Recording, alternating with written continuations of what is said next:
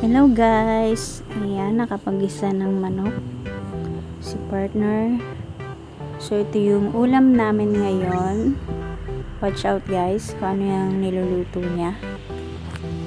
Dahil wala po kaming pasok ngayon. So magluluto daw siya ng masarap na ulam.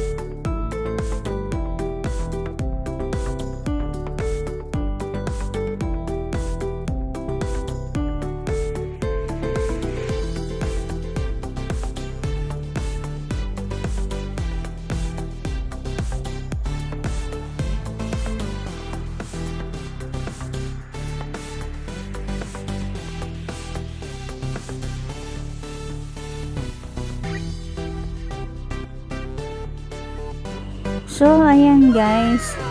Luto na ang ating ulam. Pwede na tayong kumain. Yan, nakakatakam na pong kumain. Mukhang masarap. That's it. Thank you for watching.